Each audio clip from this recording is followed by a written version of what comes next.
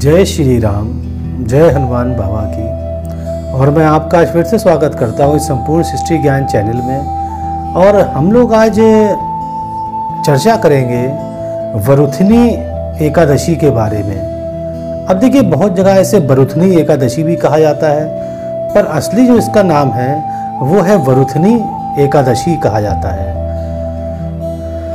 अब चलिए शुरू करते हैं, पर शुरू करने से पहले जय श्री राम, जय हनुमान बाबा।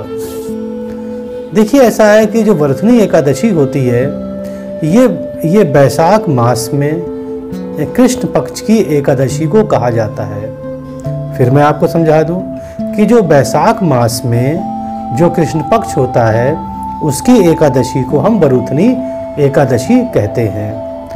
अब देखिए, ये आप जानते हैं कि एकादशी का व्रत तो भगवान विष्णु का व्रत होता है, तो ये भी भगवान विष्णु का व्रत है।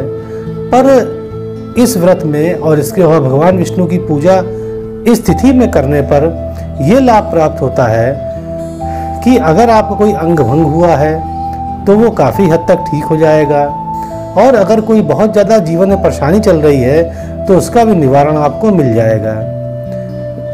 तो अब देखिए, हम बताते हैं आपको इसकी व्रत कथा, या जो कथा इसमें कही गई है वरुथनी एकादशी की, वो मैं आपको बताता हूँ। देखिए, एक बार की बात है कि नर्मदा तट पर मानधाता नामक राजा राज करता था।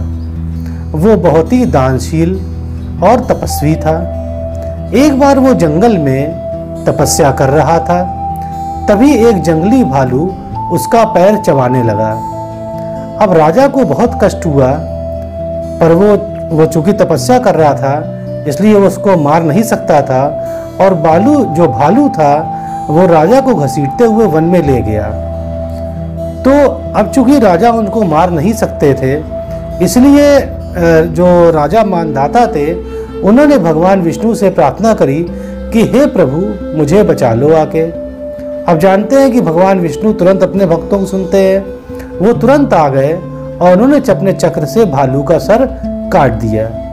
अब देखिए, राजा बहुत दुखी हो गया था क्योंकि भालू उसका एक पैर बिल्कुल चबा चुका था, पर वो कुछ कह नहीं रहा था।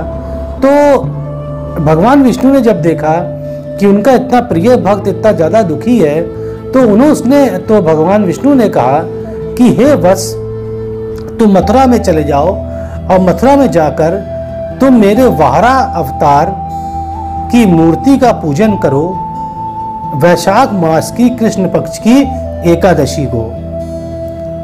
तो जब राजा ने इस तिथि पर जब उनके पूजन किया और उनका व्रत किया भगवान विष्णु का, तो उसका जो अंग कटा हुआ था, जो अंग चबा गया था, जो पैर भालू चबा गया था, वहाँ पैर बिल्कुल अपने आप ठीक हो गया, उसका पैर सही हो गया। तो उसने फिर भगवान विष्णु को याद किया।